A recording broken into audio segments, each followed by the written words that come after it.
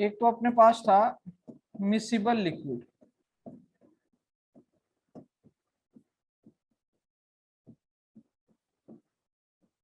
Miscible liquid था। Miscible को हमने क्या कहा था, जो पूरी तरह से सॉल्युबल हो जाता है, मिसिबल लिक्विड या फिर सॉल्युबल जो लिक्विड थे उनको हम मिसिबल कह रहे थे। और सेकंड हम लोगों ने पढ़ा था इमिसिबल लिक्विड्स।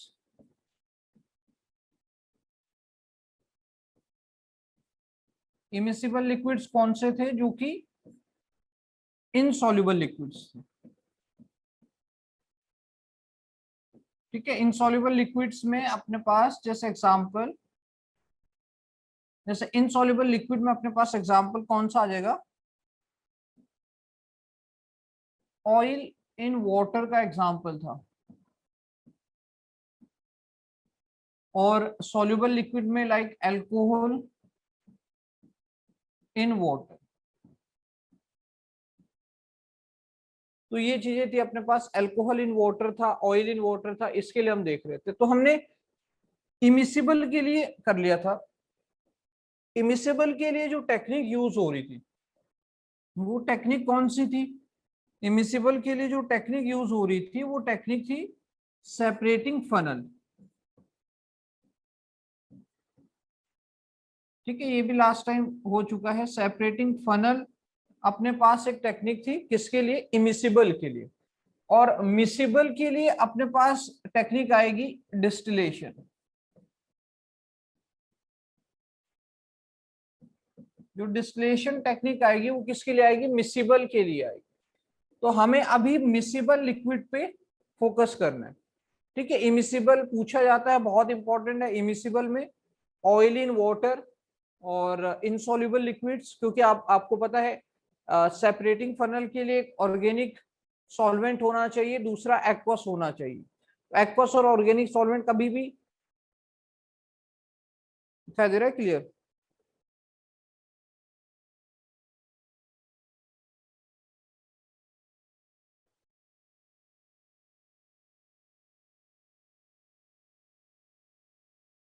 ठीक है, दिखाई दे रहा है। वोलेटाइल का मीनिंग होता है, वोलेटाइल का मतलब है कि जो रूम टेम्परेचर पे जिनका जो वेपोराइज हो जाते हैं, मतलब रूम टेम्परेचर पे जिनका इवेपोरेशन हो रहा है उनको हम वोलेटाइल लिक्विड कह रहे हैं। तो वोलेटाइल क्या होते हैं, जो रूम टेम्परेचर पर ही वेपोराइज हो जाते हैं, उनको अलग से हीट करने की जरूरत नहीं पड़ती। क्लियर है ना। देखो क्या होता है कि मिसिबल हम लोग पढ़ना है और इमिसिबल हम लोग पढ़ चुके हैं। अगर हम कंपैरेटिवली ये देखें कि यार किसको सेपरेट करना आसान है, एक मिसिबल लिक्विड को सेपरेट करना आसान है कि इमिसिबल को सेपरेट करना आसान है, तो आप ये भी देखते हैं कि ease of separation, ease of separation किस में ज्यादा होती है, मतलब किस में हम आसानी से सेपरेट कर सकते हैं। तो अगर हम ईज ऑफ सेपरेशन की बात करें तो मैं, अगर आप ईज ऑफ सेपरेशन की बात करें तो इसके अंदर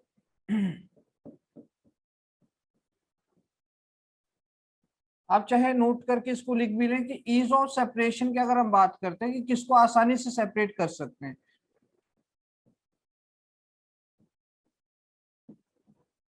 आप देखोगे कि जो हेट्रोजीनियस मिक्सचर्स होते हैं, ईज ऑफ सेपरेशन में जो हेट्रोजीनियस मिक्सचर्स होते हैं उसको आसानी से सेपरेट किया जा सकता है। हेट्रोजीनियस कंपोनेंट को, मतलब जिसमें जो अलग अलग फेज बन रहे हैं, जो अपने को दिखाई दे रहे हैं, दो अलग अलग फेज हैं, तो हेट्रोजीनियस मिक्सचर्स है अपने पास। हेट्रोजीनियस मिक्सचर्स को हम आसानी से सेपरेट कर सकते हैं एज कंपेयर टू होमोजीनियस। ठीक है, होमोजीनियस मिक्सचर के, क्योंकि हेट्रोजीनियस में अपने को क्लियरली दो अलग अलग फेज दिखाई दे रहे हैं, तो हम उसको एज कंपेयर टू होमोजीनियस हम आसानी से सेपरेट कर सकते हैं। तो इसी तरह से इमिसिबल और मिसिबल, इन दोनों में से हम किसको सेपरेट कर सकते हैं आसानी से। या हेट्रोजीनियस के अंदर हम ये भी लिख सकते हैं कि इसके अंदर आता है सस्पेंशन, सस्पेंशन एंड कोलोइड। तो सस्पेंशन कोलोइड को एज कंपेयर टू, ठीक है, अगर हम देखें सस्पेंशन कोलोइड को एज कंपेयर टू सॉल्यूशन, हम लोग आसानी से सेपरेट कर सकते हैं। क्योंकि सॉल्यूशन में प्रॉब्लम क्या है कि सॉल्यूशन में पार्टिकल साइज बहुत छोटा है, तो पार्टिकल बहुत छोटा है तो उसको सेपरेट करना मुश्किल है। हमने ये भी देखा था कि सॉल्यूशन में फिल्ट्रेशन टेक्निक काम नहीं करती है, तो सॉल्यूशन को सेपरेट करना as compare to heterogeneous mixtures वो थोड़ा मुश्किल है। और हेट्रोजीनस कौन से हैं? Suspension and colloid. दूसरी बात, अगर इन दोनों में आपसे कंपैरिजन करने को आ जाए कि मिसिबल और इमिसिबल में आसानी से आप किसको सेपरेट कर सकते हैं, तो हम ये भी देख सकते हैं कि इसके अंदर जो मिसिबल लिक्विड है वो तो क्या है? सॉल्युबल है पूरी तरह से, और एक है इनसॉल्युबल। तो इनसॉल्युबल में हमें दो अलग अलग फेज दिखाई देंगे। तो इमिसिबल लिक्विड्स को सेपरेट करना ज्यादा आसान है, इमिसिबल लिक्विड्स को सेपरेट करना आसान है as compare to miscible liquids. Miscible का मतलब जो कि सॉल्युबल हो चुके हैं। तो इमिसिबल के लिए हमने कौन सी टेक्निक यूज की? Separating funnel. तो आप देखोगे कि separating funnel technique as compare to distillation आसान है, उसमें बहुत ज्यादा कोई इक्विपमेंट की जरूरत नहीं है। तो सेपरेटिंग फनल टेक्निक आसान है एज कंपेयर टू डिस्टिलेशन, ये हमने देखा। इसके बाद अगर हम देखें कि मिसिबल के लिए, मिसिबल लिक्विड्स के लिए जो हम टेक्निक यूज कर रहे हैं, अगर उनका बॉइलिंग पॉइंट, ठीक है, ये टेक्निक जो मिसिबल लिक्विड्स के लिए होती है, ये मिसिबल लिक्विड्स की जो टेक्निक है वो डिपेंड करती है बॉइलिंग पॉइंट पे। अगर boiling point, if boiling point difference, boiling point difference between two components, कोई भी दो कंपोनेंट हैं ए बी, उन कंपोनेंट के बीच में जो बॉइलिंग पॉइंट का डिफरेंस है, अगर वो, if the boiling point difference between two component is more than 25 degree Celsius, इसके लिए हम एक टेक्निक को यूज करेंगे, मोर देन 25 डिग्री सेल्सियस। और एक रहता है कि if difference is less than 25 degree Celsius. अगर डिफरेंस 25 डिग्री सेल्सियस, दो कंपोनेंट हैं उनके बीच में जो बॉइलिंग पॉइंट का डिफरेंस है वो 25 डिग्री सेल्सियस से अगर ज्यादा है, तो उसके लिए हम एक टेक्निक यूज करते हैं known as simple distillation. Simple distillation technique को हम यूज कर लेंगे। और अगर डिफरेंस लेस देन 25 है तो हमें फ्रैक्शनल डिस्टिलेशन लगाना पड़ेगा।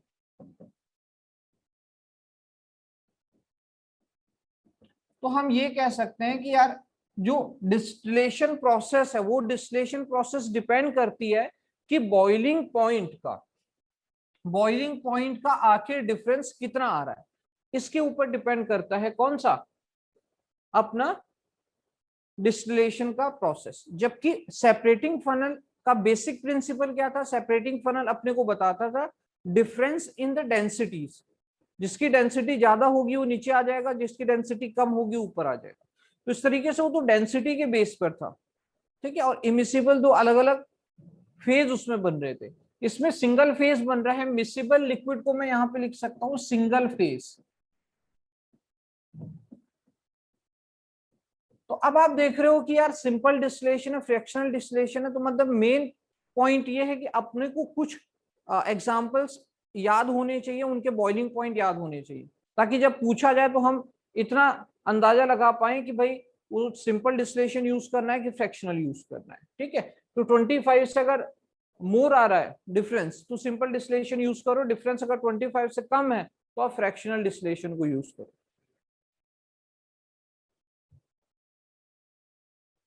अगर मैं डिस्टिलेशन प्रोसेस को दिखाता हूं कि यार जो डिस्टिलेशन प्रोसेस है वो कैसे है, तो डिस्टिलेशन प्रोसेस का मतलब है कि अपने को क्या आना चाहिए? एक एक मिक्सचर अपने पास होना चाहिए। मिक्सचर किस फॉर्म में होगा? मिक्सचर होगा लिक्विड की फॉर्म में, ठीक है। अपने पास एक मिक्सचर होना चाहिए, जो मिक्सचर किस फॉर्म में होगा, लिक्विड की फॉर्म में होगा। अब उस मिक्सचर को अपने को हीट करना है,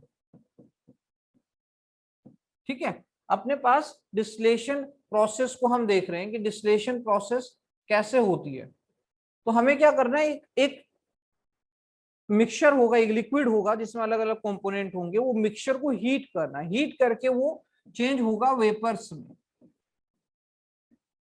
वेपर्स में चेंज होगा। और वेपर्स जो अपने को मिलेंगी वो डिफरेंट डिफरेंट कंपोनेंट्स की वेपर मिलेंगी, वेपर्स ऑफ डिफरेंट कंपोनेंट्स, ठीक है, अलग अलग कंपोनेंट्स के वेपर मिलेंगे, ठीक है। मिक्सचर है तो मिक्सचर में ऑब्वियसली आपके डिफरेंट कंपोनेंट्स प्रेजेंट होंगे, डिफरेंट कंपोनेंट्स, ठीक है। तो अपने पास जो मिक्सचर है, जो लिक्विड है, उसमें डिफरेंट कंपोनेंट्स है, हमने उसको हीट किया, हीट करने से वो वेपर्स बनाता है, डिफरेंट डिफरेंट कंपोनेंट्स के वेपर्स बनाता है। फिर उन वेपर्स को आप क्या करो, कूल डाउन करो, उनकी कूलिंग करो। कूलिंग करने से क्या होगा, कूलिंग करने से वो वेपर दोबारा से किस में चेंज हो जाएंगे, लिक्विड में चेंज हो जाएंगे, बट उसको हम कहेंगे डिस्टिलेट, उसको हम कहेंगे डिस्टिलेट। जैसे हम सब्लिमेट टर्म को यूज कर रहे थे ना, वैसे ही डिस्टिलेट टर्म को यहाँ पर यूज किया हुआ है। और यहाँ पर क्या था, मिक्सचर था। तो सबसे पहले मिक्सचर था, उसको हीट किया, वेपर्स में चेंज हुआ, कूल डाउन किया, डिस्टिलेट बन गया। अब वो डिस्टिलेट क्या हो जाएगा, वो प्यूरिफाइड प्यूरिफाइड फॉर्म में आ जाएगा, प्यूरिफाइड फॉर्म होगा। डिफरेंट डिफरेंट कंपोनेंट्स का हम डिस्टिलेट करके उसको अलग कर लेंगे, दिस इज डिस्टिलेशन प्रोसेस।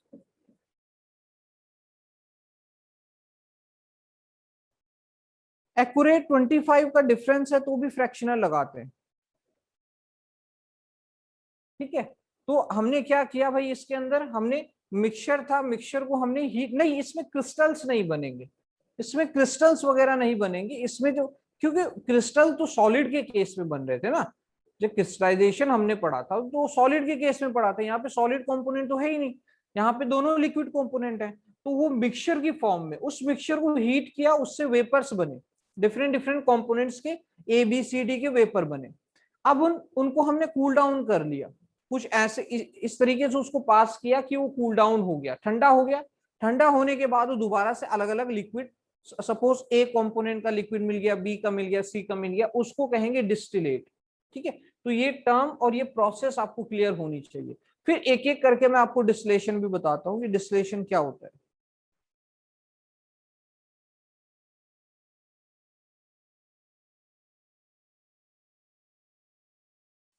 ठीक है, एक इंपॉर्टेंट यहीं पर मैं डिस्कस कर लेता हूँ, ठीक है। इसकी PDF आपको मिल जाएगी और PDF से आप आसानी से इसको नोट कर सकते हैं, जैसे मैंने कल आपको PDF भेजी थी उसी तरह से आपको PDF मिल जाएगी, तो उसमें आपको क्लियर ये दिखेगा, ठीक है। तो वहां पर आप इसको लिख सकते हैं। अगर हम बात करें कि अगर हम बात करें यहाँ पर कि separation of component, separation of components की अगर हम बात करें, तो सपोज अपने पास कंपोनेंट A B C है, अपने पास तीन कंपोनेंट हैं A B and C, अपने पास तीन अलग अलग कंपोनेंट है।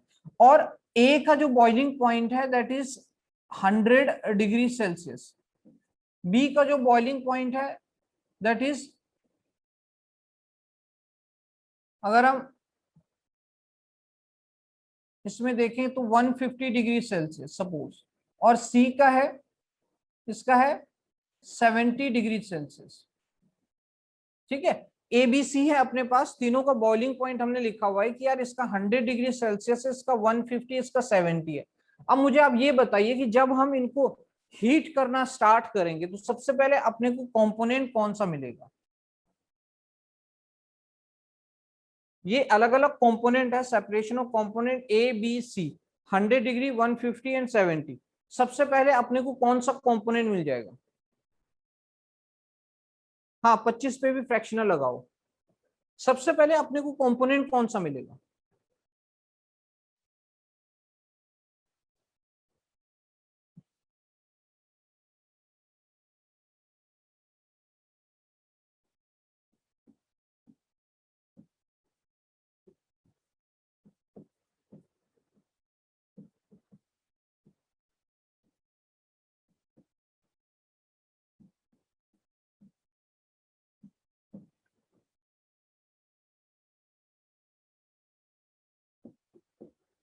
ठीक है, अब मुझे बताइए कि यार अपने को सबसे पहले कौन सा कंपोनेंट मिल जाएगा। ऑब्वियसली जिसका बॉइलिंग पॉइंट कम है अपने को सी सबसे पहले कंपोनेंट मिलेगा। सी मिलने के बाद अपने को ए मिल जाएगा, और ए मिलने के बाद अपने को बी मिलेगा। तो हम इन तीनों को क्या कर लेंगे, सेपरेट कर लेंगे फिर। तो ये है, ये कहानी आपको पता लग गई कि हम डिस्टिलेशन प्रोसेस कैसे कर रहे हैं। अगर उसके अंदर तीन कंपोनेंट हैं जिसमें बॉइलिंग पॉइंट इतना दे रखा है, तो वो किस तरीके से अपने को किस रेट में मिलेंगे। सी सबसे पहले मिलेगा, फिर ए मिलेगा, फिर बी मिलेगा। क्लियर। अब आते हैं डिस्टिलेशन प्रोसेस।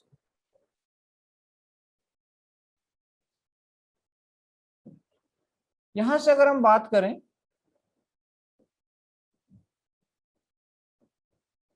सिंपल डिस्टिलेशन में,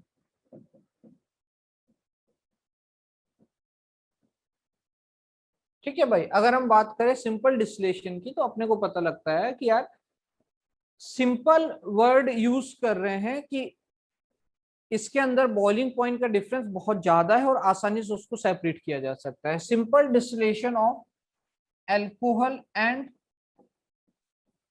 वाटर। अगर मैं वाटर का बताऊं तो 100 डिग्री सेल्सियस है, और अल्कोहल का यहाँ पर,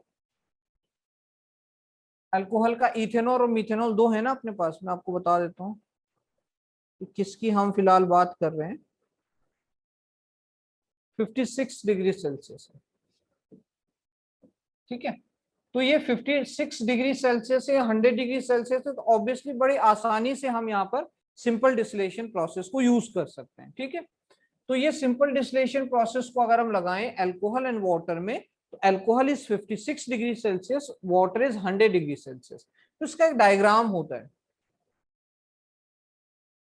दोनों इक्वल हुए तो भी हम ऐसे डिफरेंट डिफरेंट कंडीशन बन सकती है बॉइलिंग पॉइंट की। अगर कहने का मतलब यह है कि बॉइलिंग पॉइंट में डिफरेंस अगर कम है तो हम फ्रैक्शनल ही लगाएंगे। सिंपल डिस्टिलेशन कब लगाते हैं, जब बॉइलिंग पॉइंट में डिफरेंस ज्यादा होता है। तो ये अपने पास एक इसका डायग्राम बताना पड़ेगा। डिस्ले प्रोसेस मैंने आपको ऑलरेडी बता दिया, इसका एक डायग्राम है यहाँ पे। इसका एक डायग्राम मैं आपको बताता हूँ।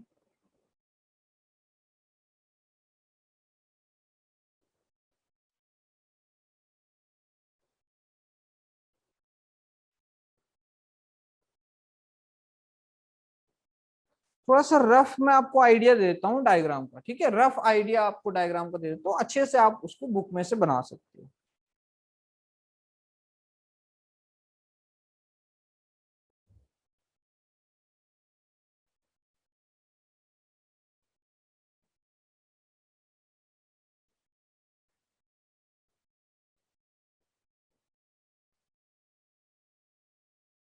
ठीक है, कुछ इस तरह से ये डायग्राम है। और इसकी अगर हम बात करते हैं कि इसमें क्या कौन कौन सी चीजें हमने लगाई हैं, तो इस तरह का आपको कुछ डायग्राम डिस्टिलेशन का देखने को मिलेगा। ये इसमें एक स्टैंड है, ये आपको लेबोरेटरी में देखने को मिल जाते हैं। ये स्टैंड है, और ये पूरा एक स्टैंड बनाया हुआ है, इस पे ये सेट किया हुआ है पूरा इस तरह से। स्टैंड है ये, इस पे सेट किया हुआ है।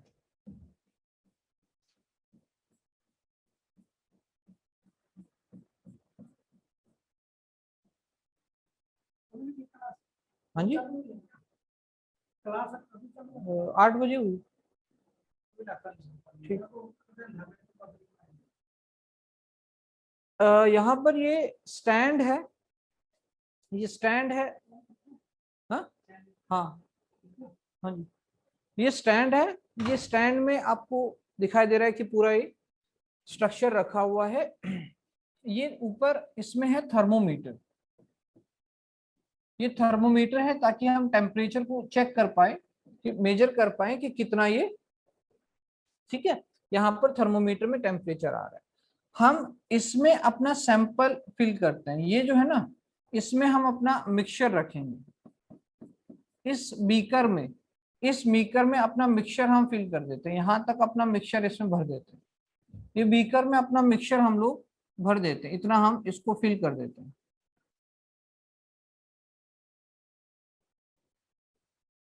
यहां तक हमने इसमें अपना मिक्सचर भर दिया। अब जो ये बीकर है, इसका भी एक नाम है, इसको डिस्टिलेशन फ्लास्क कहते हैं। मिक्सचर किस में रखा हुआ है? डिस्टिलेशन फ्लास्क के अंदर रखा हुआ है। ये है डिस्टिलेशन फ्लास्क। डिस्टिलेशन फ्लास्क, ये कई बार ये डायग्राम आता है बनाने के लिए। डिस्टिलेशन फ्लास्क है। डिस्टिलेशन फ्लास्क के नीचे यहाँ पर ये वायर गॉज रखी हुई है। ये बर्नर है, बर्नर है, ये उसकी फ्लेम है। ये वायर गॉज के ऊपर रखा हुआ है बीकर। डिस्टिलेशन फ्लास्क रखा हुआ है। डिस्टिलेशन फ्लास्क में अपना मिक्सचर हमने फिल कर दिया। अगर हम देखोगे डिस्टिलेशन फ्लास्क में हम अपना मिक्सचर फिल कर चुके। ये स्टैंड है, ऊपर थर्मोमीटर लगाया हुआ है। अब यहां पर ये होता है कंडेंसर। कंडेंसर, कंडेंसर का काम क्या है? ये बहुत लो टेम्परेचर यहां पर मेंटेन करेगा। कंडेंसर क्या करेगा? बहुत लो टेम्परेचर मेंटेन करेगा।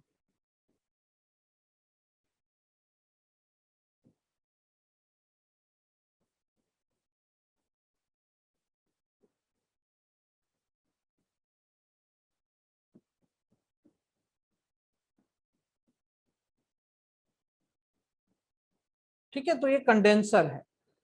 अब इसमें हुआ क्या कि हमने सबसे पहले जो भी अपना लिक्विड था, जो भी मिक्सचर था जिसमें अलग अलग कंपोनेंट थे, उसको हीट करना स्टार्ट किया। इसके अंदर दो कंपोनेंट है, alcohol and water. Alcohol 56 degree Celsius पे बॉईल होगा और वाटर के वेपर बनेंगे 100 पे। इसको जैसे जैसे हमने हीट किया, यहाँ पर थर्मोमीटर लगा हुआ है। थर्मोमीटर से हम इसका टेम्परेचर चेक करेंगे। जब ये 56 डिग्री सेल्सियस पे इसका टेम्परेचर पहुंचेगा, वेपर जो यहाँ से निकलेंगी ना, यहाँ से क्या निकलेंगी? वेपर्स निकलेंगी।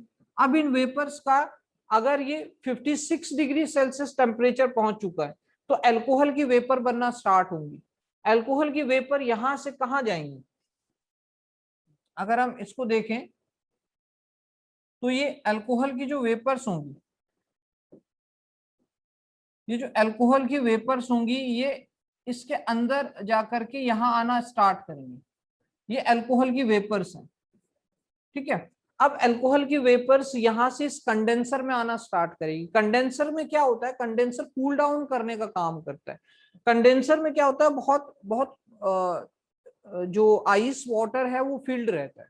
मतलब जो भी गैस इसके अंदर से जब पास होगी तो वो बहुत ठंडी हो जाएगी, तो वेपर दोबारा से लिक्विड में चेंज हो जाएंगे। तो कंडेंसर क्या करता है? यहाँ पर कंडेंसर का काम है कंडेंसेशन करने का। कंडेंसेशन हम लोगों ने पढ़ा हुआ है, कंडेंसेशन करने का। कंडेंसेशन में क्या होता है कि जो वेपर्स होती हैं वो किस में चेंज होती हैं? लिक्विड में। तो ये काम किसका है? ये काम है कंडेंसर का, जो कंडेंसेशन का काम करता है। उसके बाद ये वेपर धीरे धीरे यहां आएंगी और इसके अंदर से आना, यहां से आकर के ये वेपर्स यहां पर, ये अपने पास लास्ट में यहाँ क्या रह जाता है? ये अपने पास आ जाता है डिस्टिलेट। डिस्टिलेट, ये अपने पास डिस्टिलेट आ जाता है। इस तरह से डायग्राम में तो सबसे पहले इसमें अल्कोहल के वेपर आ जाएंगे। अल्कोहल के वेपर यहां से बनेंगे, कंडेंसर में जाएंगे, ठंडे हो जाएंगे, ठंडे होके लिक्विड में चेंज हुए और ये डिस्टिलेट में आ गए नीचे फ्लास्क के अंदर। और उसके बाद यहाँ जो सैंपल है उसमें वाटर रहेगा। ठीक है, तो इसको आप बताएं, इसमें कोई डाउट?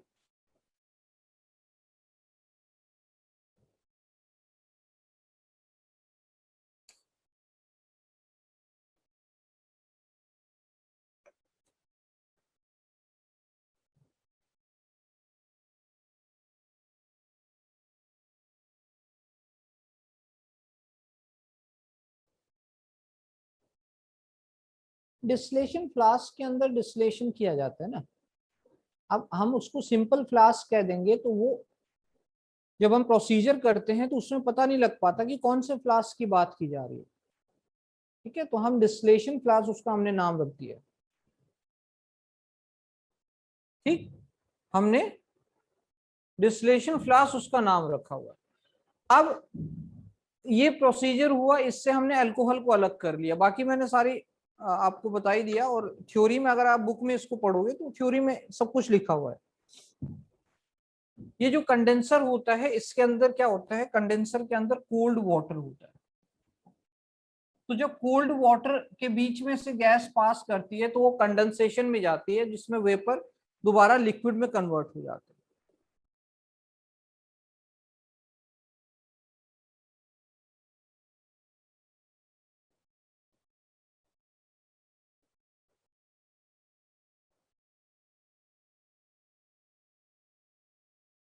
ठीक है, ये क्लियर। बाकी जो भी अब बॉइलिंग पॉइंट्स है, लाइक वाटर 100 है, अल्कोहल 78, एसीटोन 56, पेट्रोल का 182, पेट्रोलियम 210, ये सब नोट्स में लिखे हुए हैं। ये आपको नोट्स में लिखे हुए मिल जाएंगे। फिलहाल मैं यहाँ पे उनको लिख भी देता हूँ।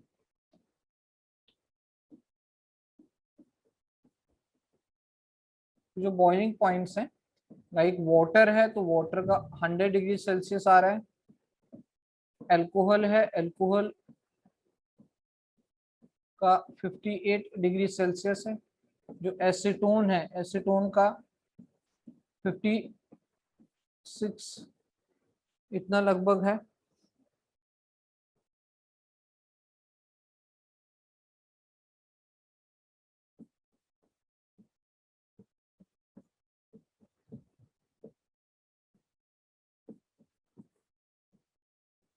ये मेन मेन लिक्विड है जो यूज होते हैं।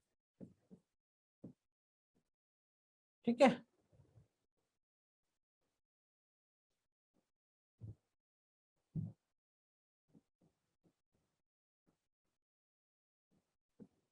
ये मेन मेन लिक्विड हैं जो यूज होते हैं, ये आपको फिलहाल याद होने चाहिए।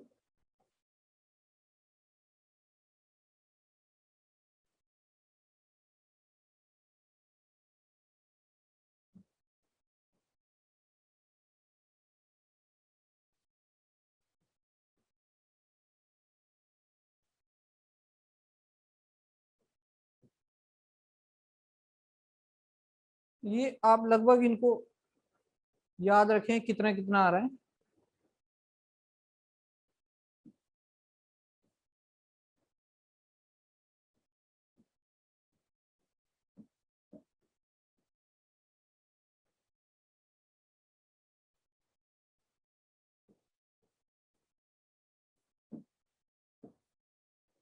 तो ये कुछ बॉइलिंग पॉइंट है, अगर इनमें से रिलेटेड कोई आ जाता है तो आप फिर निकाल सकते हैं। पेट्रोल के ऊपर फिनोल लिखा हुआ है। ठीक है, वाटर है, अल्कोहल है, एसीटोन है, एसीटोन है, एसीटोन के बाद फिनोल है, पेट्रोल, पेट्रोलियम एंड केरोसिन। ठीक है, तो खैर ये तो नोट्स में लिखे हुए हैं। अगर हम इसकी बात करते हैं यहाँ पर सिंपल डिस्टिलेशन की, तो सिंपल डिस्टिलेशन में अपने को एक और चीज समझ में आती है। अच्छा, सिंपल डिस्टिलेशन तो हमने देख लिया, प्रोसीजर हम पहले ही देख चुके हैं कि कौन कहाँ पर सेपरेट होगा। अगर हम फ्रैक्शनल डिस्टिलेशन को इसके अंदर देखें तो फ्रैक्शनल डिस्टिलेशन भी इसके अंदर आसानी से अपने को पता लग जाएगा। फ्रैक्शनल डिस्टिलेशन में सिर्फ एक डिफरेंस होता है। फ्रैक्शनल डिस्टिलेशन में डायग्राम में आप देखोगे, प्रोसीजर में देखोगे, एक ही डिफरेंस है कि यहाँ पर ये जो थर्मोमीटर लगा हुआ है इसके साथ साथ एक फ्रैक्शनेटिंग कॉलम भी लगा होगा। फ्रैक्शनल डिस्टिलेशन के अंदर इसके साथ साथ एक फ्रैक्शनेटिंग कॉलम लगा होगा, तभी उसका नाम क्या पड़ा, फ्रैक्शनल डिस्टिलेशन। ठीक है, तो फ्रैक्शनेटिंग कॉलम लगा होता है, एक लंबी सी ट्यूब होती है जो इसके ऊपर लगी होती है। बाकी सेम डायग्राम है, पूरा डायग्राम वही है, बस ये थर्मोमीटर की के साथ साथ आपने एक लंबी सी ट्यूब लगानी है जो कि फ्रैक्शनल जो कि फ्रैक्शनेटिंग कॉलम की होगी। फ्रैक्शनेटिंग कॉलम के अंदर क्या होता है कि ग्लास बीड्स फिल होती हैं, मतलब ग्लास की छोटी छोटी गोलियां, ग्लास बीड्स, उसके अंदर ग्लास बीड्स उसके अंदर फिल्ड होती है। ग्लास बीड्स में क्या होता है कि वो सरफेस एरिया को बढ़ा देती है। तो यहाँ पर जिनका बॉइलिंग पॉइंट का डिफरेंस बहुत कम है वो क्या करते हैं, वेपर्स वेपर्स इस तरीके से फ्रैक्शनेटिंग कॉलम के अंदर जाती हैं, फ्रैक्शनेटिंग कॉलम में जा करके, क्योंकि उनको सरफेस एरिया बहुत ज्यादा मिलता है, तो तब तक वो जाकर के वहां पर ठंडी हो जाती है। तो जो बहुत जिनमें डिफरेंस कम होता है बॉइलिंग पॉइंट का, उसके लिए हम फ्रैक्शनेटिंग कॉलम या फ्रैक्शनल डिस्टिलेशन को यूज करते हैं। बाकी सब कुछ इसमें सेम है, बस वहां पर आपको एक फ्रैक्शनेटिंग कॉलम बनाना है। फ्रैक्शनेटिंग कॉलम का यूज पूछा जाता है। फ्रैक्शनेटिंग कॉलम का क्या यूज बनेगा कि आप ये फ्रैक्शनेटिंग कॉलम सरफेस एरिया को इंक्रीज करता है। सरफेस एरिया इंक्रीज होने से जो वेपर होती है वो बहुत जल्दी कूल डाउन हो जाती है। ठीक है, तो ये आएगा फ्रैक्शनेटिंग डिस्टिलेशन में। बाकी थ्योरी है वो आप आसानी से इसमें रीड कर लोगे। फ्रैक्शनेटिंग कॉलम, फ्रैक्शनल डिस्टिलेशन में सब कुछ सेम है, बस उसमें एक फ्रैक्शनेटिंग कॉलम लगा होता है।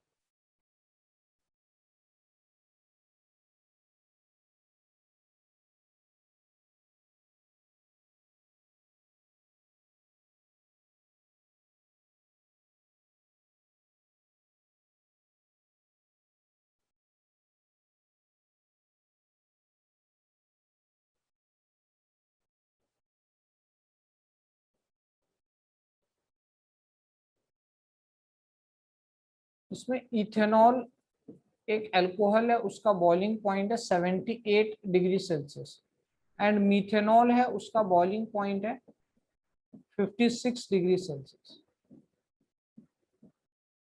तो ये इथेनॉल और मीथेनॉल, तो मतलब यहाँ पर जो हमने 56 यूज किया है ये मीथेनॉल है। अगर आपको इथेनॉल पूछेगा तो 78, मीथेनॉल पूछेगा तो 56 डिग्री सेल्सियस में आएगा।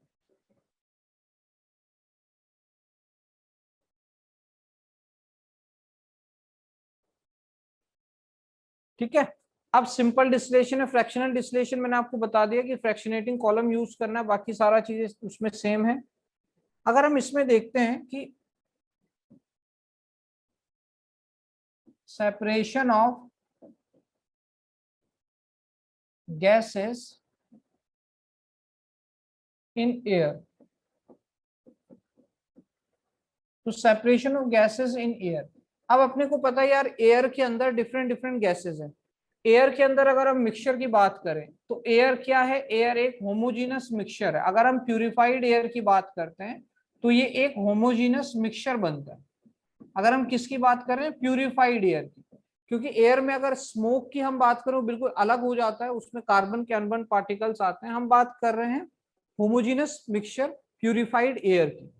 तो वो एयर जो होमोजीनस मिक्सचर है उसमें 78% आप सबको पता है कि नाइट्रोजन मिलता है, और लगभग 20.9 मतलब 21% के आसपास आपको O2 मिलेगा। 0.03% आपको इसके अंदर CO2 मिलेगा। ठीक है, तो इतना लगभग कुछ परसेंटेज इसमें आता है कि आपको 21% ऑक्सीजन, नाइट्रोजन 78% और 0.03% CO2 आपको मिलेगा। अगर हम सेपरेशन की बात कर रहे हैं यहाँ पर, separation of gases in air, तो इसके लिए हम जो टेक्निक यूज करेंगे वो हम टेक्निक यूज करेंगे फ्रैक्शनल डिस्टिलेशन। फ्रैक्शनल डिस्टिलेशन क्यों, क्योंकि इन ये जो गैसेस हमने यहाँ पे लिखी हुई हैं, इन गैसेस में जो बॉइलिंग पॉइंट का डिफरेंस है वो बहुत कम है। वो भी अभी मैं लिखूंगा कि किसका बॉइलिंग पॉइंट कितना है, बट जो डिफरेंस है वो बहुत कम है। तो इसमें ये जितना भी मैं लिख रहा हूँ ये सब क्वेश्चन की फॉर्म में आपसे पूछा जाएगा कि भाई एयर एक होमोजीनस मिक्सचर है, एयर में कौन कौन सी गैसेस कितने परसेंटेज में है। जब हम एयर के अंदर से गैसेस को सेपरेट करते हैं तो कौन सा प्रोसीजर यूज करते हैं, दैट इज फ्रैक्शनल डिस्टिलेशन। इसमें सबसे पहले अपने पास एयर होगा जो कि एक मिक्सचर है, हमने पहले ही इसमें बताया। और उस एयर मिक्सचर को, क्योंकि वो तो भाई गैसेस होगा ना, अगर एयर की बात की जाए तो एयर तो गैस फॉर्म में होगी, है ना। जबकि हमने देखा कि अगर हम यहाँ पर यूज करना चाहते हैं तो मिक्सचर होना चाहिए लिक्विड स्टेट में, तभी तो उसको हीट कर पाएंगे। यहाँ पर गैस को कैसे हीट करेंगे। तो अपने को क्या करना है कि ये जो एयर है जो गैसेस फॉर्म में है उसको हमें किस में चेंज करना है, उसको हमें लिक्विड में चेंज करना है। ये है लिक्विड एयर।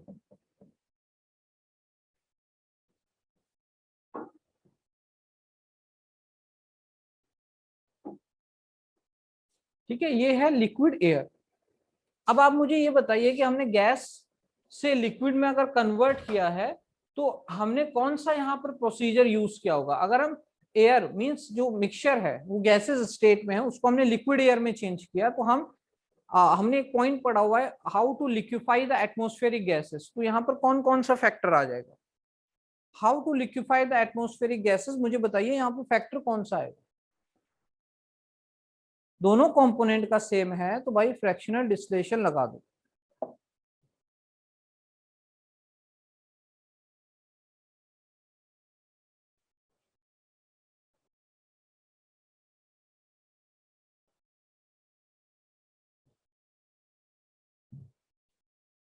हाँ याद आया ना, हम इसमें क्या करते हैं, कैसे इसको अप्लाई करते हैं कि प्रेशर को हम लोग बढ़ा देते हैं, प्रेशर को इंक्रीज कर देते हैं, और जो टेम्परेचर है उसको हम लोग डिक्रीज कर देते हैं।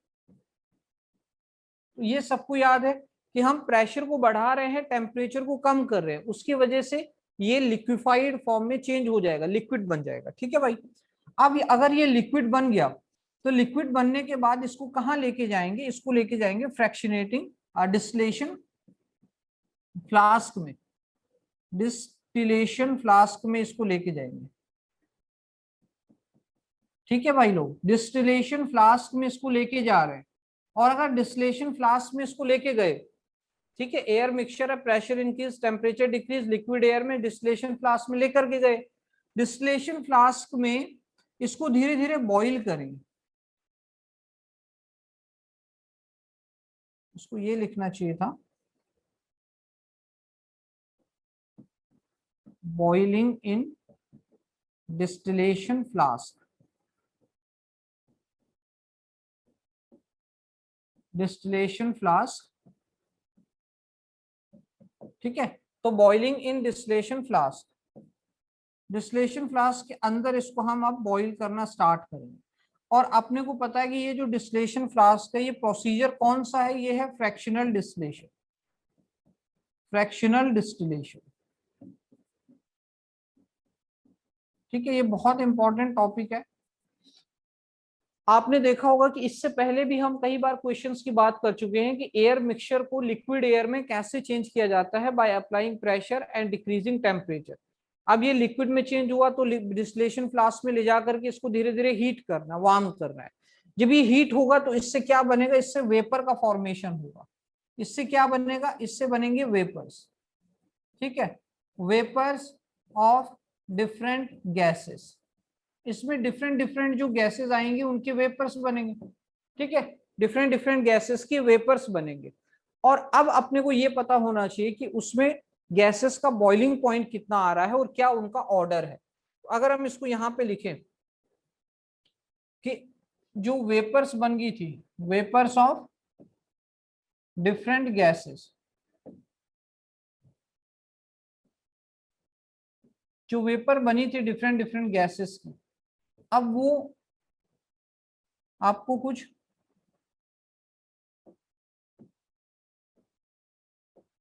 ठीक है वो मैं बताता हूँ आपको।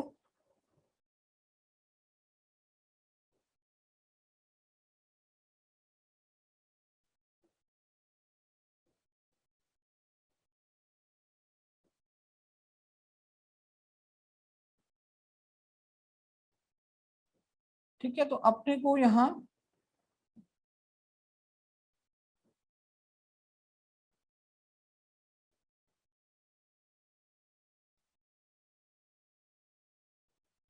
तीन गैसेस मिलने वाली है। अपने को यहाँ पे तीन गैसेस मिलने वाली है जो आपके सिलेबस में है, oxygen, argon and oxygen, argon and nitrogen. ठीक है, अगर मैं इनकी बॉइलिंग पॉइंट की बात करता हूँ, ऑक्सीजन, आर्गन एंड नाइट्रोजन, ये ध्यान रखना, इनके बॉइलिंग पॉइंट की अगर मैं बात करता हूँ,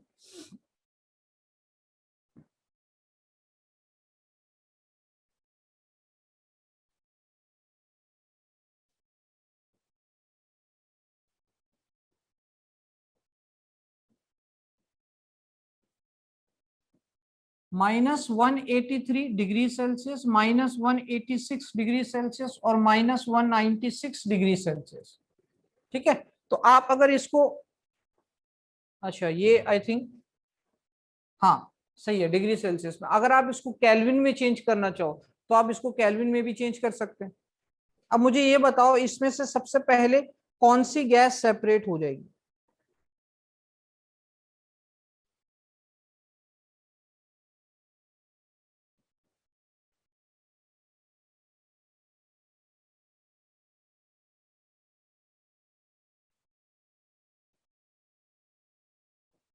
लगभग ये केल्विन में इतना कन्वर्ट हो जाएगा। जब भी इसमें कंफ्यूजन हो तो डिग्री सेल्सियस से आप उसको केल्विन में कन्वर्ट कर लो। ठीक है, डिग्री सेल्सियस से केल्विन में जब कन्वर्ट करोगे तो 77, 87 और 90 केल्विन। तो इससे देखने से अपने को क्लियरली इंडिकेट हो रहा है कि यहाँ पर नाइट्रोजन गैस सबसे पहले वेपर उसके ऑब्टेन होंगे। नाइट्रोजन गैस सबसे पहले मिलेगी, उसके बाद आर्गन गैस मिलेगी 87 पर, और उसके बाद ऑक्सीजन गैस मिलेगी 90 पर। तो आप देखो इनमें डिफरेंस, जो बॉइलिंग पॉइंट का डिफरेंस है वो बहुत कम है। बॉइलिंग पॉइंट का डिफरेंस बहुत कम जा रहा है, 90, 87 और 77। तो इसलिए फ्रैक्शनल डिस्टिलेशन को हमने यूज किया है।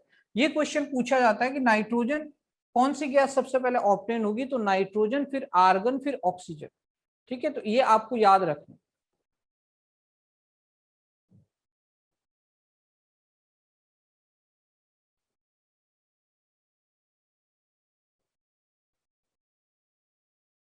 ठीक है भाई, क्लियर है? तो ये आपको पीडीएफ मिल जाएगी, इसको आप अच्छे से, इसी को आप, इसको भी आप कॉपी में नोट कर सकते हैं, नोट्स के साथ साथ आप इसको लिख सकते हैं, क्योंकि बहुत सारे पॉइंट इसमें नए हैं, बहुत अलग तरीके से मैंने इसमें बताया, तो ये रिवाइज करने के लिए आपके लिए आसान होगा। तो जो भी मैं पीडीएफ भेजता हूं उसको जरूर आप रिवाइज कर लें, उसको लिख लें।